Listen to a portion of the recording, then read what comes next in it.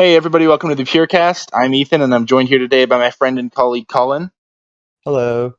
So today we're going to talk about the marketing and the distribution of video games and some stuff related to that. Oh yeah. So for our first topic, we're going to talk about GameStop and how they're cornering the market or are they not cornering the market on physical video games, and we're going to talk about their influence. So Collin, what do you think about GameStop? Well, see, like I always go to GameStop for like my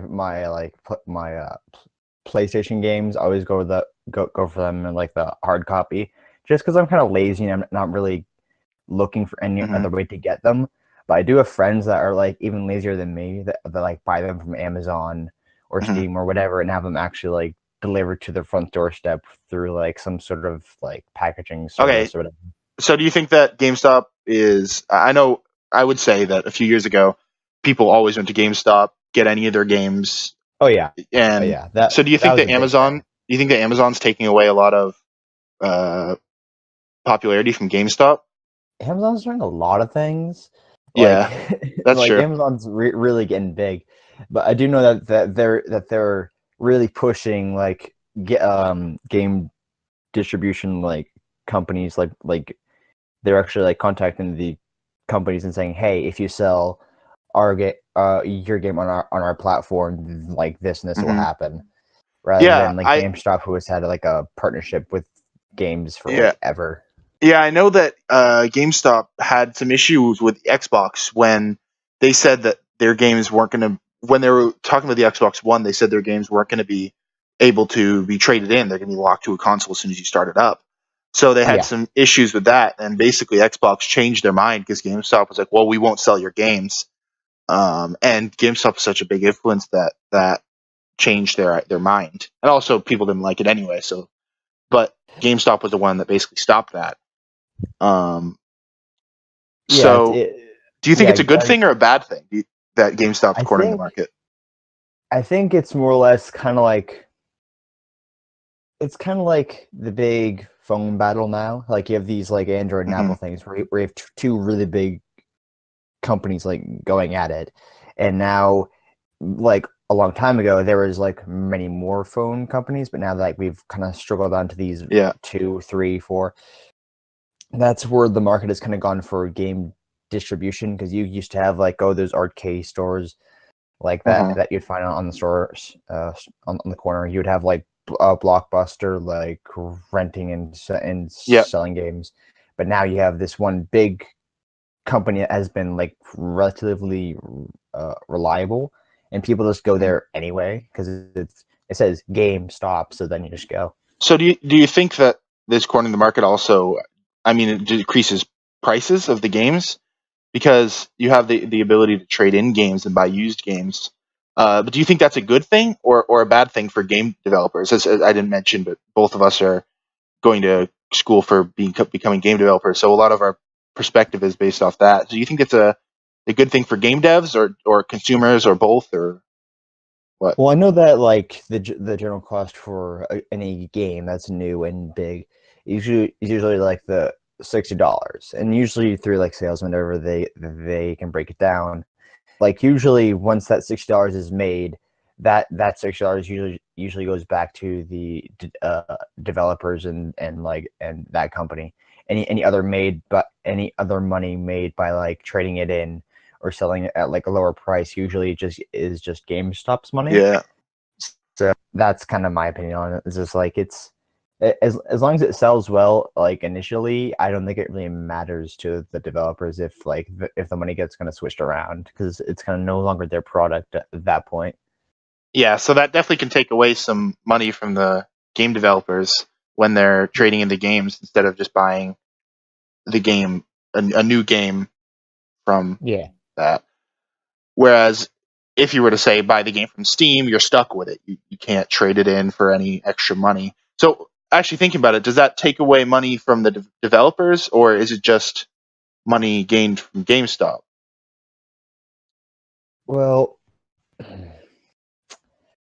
thing is, I don't really know too much about that kind of Hmm. thing.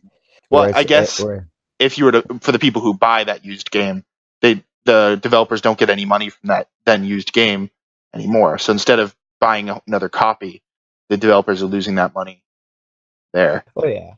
Uh, It is kind of, it's slightly kind of ridiculous how a brand new game that's like used is bought and then traded in like a week later. mhm, How its price can drop so much, mhm. rather like there's still $60 like copies still on the shelf, like it's still there.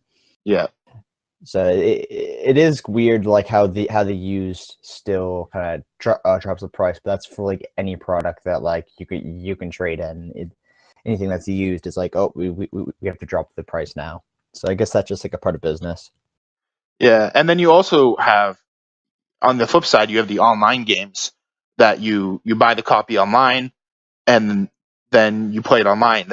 That's an interesting thing because not only is GameStop losing money from that, but the developers are actually gaining money because they don't have to produce anything; they just have to upload it essentially. Yeah, that's where a lot of like things like Steam and Yeah, like BattleNet and whatever else you may Xbox buy. Marketplace, and Yeah, PlayStation Market. it's an easier way to get games out there. It's also like a less like a production cost of like, oh, you have to like make discs, like boxes, you have to ship it out. It's much less cost than that. It's just like a simple download, which you just charge money for. And it's pretty good for the consumers as well because you don't have to go out and buy it. You can just put in your credit card information and get it Yeah, no, online. Except I get. Yeah, one, that is one of the things. It's like, yeah, your your credit card info is out there, but I guess it's much more yeah. easy. Well, I don't think that's much of an issue. I think No. the companies like Steam and big companies are doing it well in that way. But the scary thing is though, you don't when you're buying a game online, you're not really buying it. You're just buying the rights to play it. So Yeah, if Steam or Xbox said we're not going to support our marketplace anymore and just shut it down, if your game wasn't installed, you wouldn't be able to play it anymore. It would yeah, just be gone. Hundreds of dollars people have spent on these marketplaces would just be gone. yeah. So That's pretty bad. if Gabe Newell, the guy who runs Steam, just goes, "I'm done," everyone loses their games. Yeah, So that's one of the big like mhm, weights of like, you have all these online games, but that are online games. You don't have a physical copy. If you lose that, you're gone. You're done. There's nothing you can do to get that game back unless you actually physically buy it. yeah, and but the one thing that these online games really help is indie games. I mean, Oh yeah, as devs ourselves, we know that indie games are a big part of the market.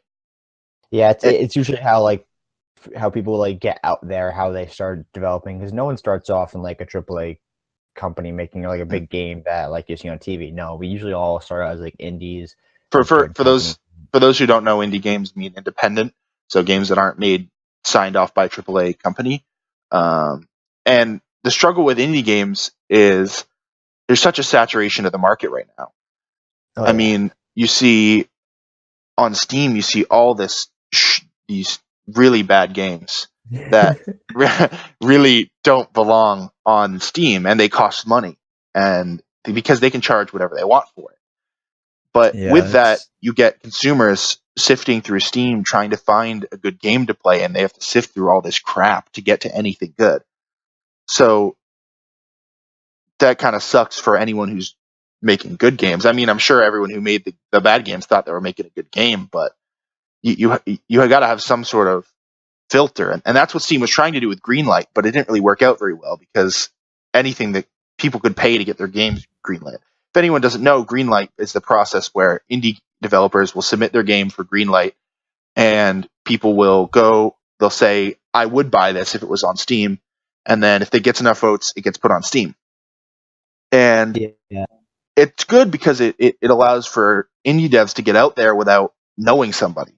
But what sucked was people were paying people, giving them free keys to review the game and to say I'd buy it and just to get the game on Steam.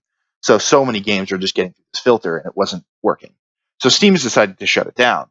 It hasn't been shut down yet, but it's going to be shut down. So what do you think about this? Well, I know that like for the project me and you are working on it's not we're not going to sell it. We're not going to Mhm. like give it to people. we're not going to give keys. The project we are working on is just to learn. Yeah. And to be in all honesty, I never really intended for our game to be like out there. It would be like on our portfolios just to show we can do stuff. Yeah. But So, like but what about we know. yeah? What about in the future though? When we want a game on Steam, maybe we're, when in our senior year or after we graduate, we want a game on Steam that we're working on, but we can't get it on there because they might end up charging $500 to get your game up, because Steam has announced that they're, instead of Greenlight, they're just going to basically have a base fee that they're charging for people to put their games on. Which Yeah. I think personally, I think that might work better because you don't have these clowns who haven't put much effort into their game and just want it on Steam, putting their games on Steam. It's going to be people who are serious about their games. Yeah, I guess at that point it depends on who the person is, because you could just make a game that is absolutely terrible, but you could just pay for it to be on Steam, and at that point, if no one's playing it, if no one's buying it, it's kind of a waste of money. So that kind of like deters people from like, hey, when I want to put this on Steam and make money, but I know I may not because I know that this game isn't up to par. It isn't as great as I wish it would be. Mm-hmm. Now, we've just been talking about Steam. There's also the Xbox Marketplace and the PlayStation Marketplace, and I think there's a lot of indie games on there, but definitely less so than on Steam. Do you think that there's less crap on there? Or I know I don't play Xbox or PlayStation. I know you said you have a PlayStation. Have you checked out the Marketplace? Call me a terrible gamer, but I don't really check the indie marketplace. I more or less stick to the generic AAA games. But I do have friends that like have PlayStation Plus, and they get all these free games that are offered every so often. And I have heard that the ones that the PlayStation Plus, the premium membership of PlayStation, the games that they offer are usually very good, or very like they're like those games you buy on like your phone for like $1.99 and just like play for like a few weeks when you're bored. Those games are fine, but when games are just absolutely terrible and they're like unplayable and they're just not games, they're just more or less just like crap, then at that point it's just not worth going into. Now, So I think the reason why Xbox and PlayStation, and we've been leaving out Wii, has such a high quality rate is because the barrier of entry is so high. I mean, so if for anyone who doesn't know, to develop for consoles, you need a dev kit, and a dev kit costs anywhere from $500 to $10,000, depending on the company. What was it, the PlayStation dev kit or was the Xbox dev kit? That was 10 grand. 10 grand. I think that was PlayStation, but I think they're lowering the prices. And one thing Xbox is doing is, if you have the new Xbox, you can the Xbox One. I think you can turn that into a dev kit if you just get approved by Xbox. So they're trying to lower the barrier of entry, which is good, but that also could make for crappier games. Well, but the thing is, they're not just like Steam. They're not just going to let the community choose what games. They overview every single game that goes in the marketplace. So I know that we had a discussion last semester with our professor about like what games we like, how we could develop for certain consoles or whatever. And these dev kits are just these consoles that you can develop on and test games and whatever. There's also quite like a lengthy like game submission of a process where it takes lots of like processing time, play testing. There's like design documents that need to be sent in, and you don't just like set the dev kit and then load up a game and then send it off to PlayStation and you'll see it on the store within like a week. No, there's a lot more than just that. Yeah. And so, do you think that often indie devs are discouraged to develop for these consoles because of this barrier to entry, and it's just they'll just stick to PC? Well, like as you said before, there's a lot more games on PC because there's a lot more like free and more it's easier entry level because you can just load up a program, and there's lots of free ones out there that like you can develop a game on. But for consoles, you have that little barrier of like I need to get a dev kit, and I need to get like approval, and I need to do all this. I think it's a harder way to get on there, but for some people that's more of the challenge of like, hey, I Hmm. know there's lots of like casual gamers that'll buy like a $5 game on console, so I might as well try to go for that because that's where like some of the market is, somewhere the community is, and just stuff like that. Hmm.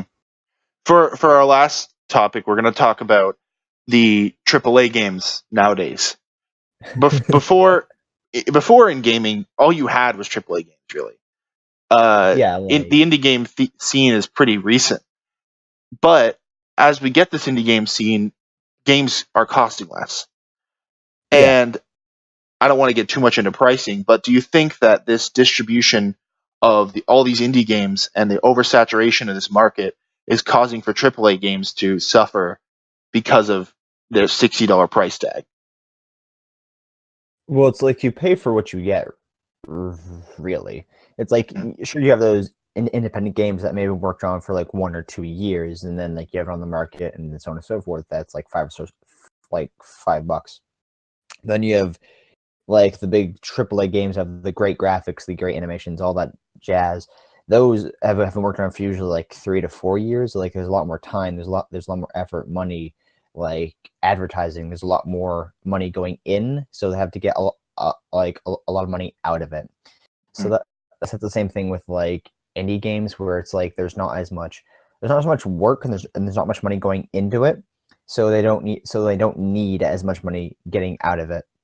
So, you as a gamer, would you be totally willing to drop $60 on one of the AAA games if it's one you like? Oh yeah, well, yeah, but usually nowadays, where I don't really get much time to play games, I'll usually wait for like those little sales that like most platforms have during certain events or whatever. Okay. Um, Now, one thing a lot of games, AAA games, are doing is not only are they releasing a $60 game, they're releasing a season pass that costs $40. So you end up having to pay $100 to play the full game, essentially. And it's making gamers that me and some of my friends thinking, well, I don't want to pay $100 for this game if I'm gonna go playing this free game and be getting hundreds of hours out of it. It doesn't seem right to us to spend $100 up front to play this Yeah, game. Do you feel differently? that that trend of the season pass being like the extension of the game that started around 2012, Yeah. and that's when companies start to realize, wait a minute, wait, we can develop like a decent game and then have great downloadable content that costs money, Hmm. and we'll make even more out of it, and we'll say, oh, we'll make each DLC cost like $15, but like you can buy all of them for like 40. So it's that big deal that comes out of it, and that's why like I'm disappointed in the way that like people have done it, because again it's for money, Hmm. and that's the way like early access is done, which is like paying for the game in advance. But Yeah. it's gone to the point where it's like, I have some companies that I trust to like that they'll do good content, and then they'll release some like extras. But some companies will go the mediocre route and then prove like add on that like spit and shine Yeah. after. What was the game that came out today that everyone was talking about? It was like Uh, Mass Effect Mass Andromeda. Effect Andromeda. Yeah. Oh, everyone's saying that it was worse than the last one that came out in 2007. So I think that's a good example of that, of them saying, "Hey, we can release an awful game. We can fix it later." Yeah, Uh, that's also the like legacy effect, where it's like you have the big Mass Effect series. It's big. It's tremendous. It's great. Everyone's heard of it, and they know that they'll make a lot of money if they make a game for it. They know people will buy it because it has Mass Effect in it, uh-huh. and so it doesn't really matter if the game is like subpar. They know they're gonna cash out on it. Yeah. All right. Well, we gotta wrap this up. So thank you for joining me. Yeah, man.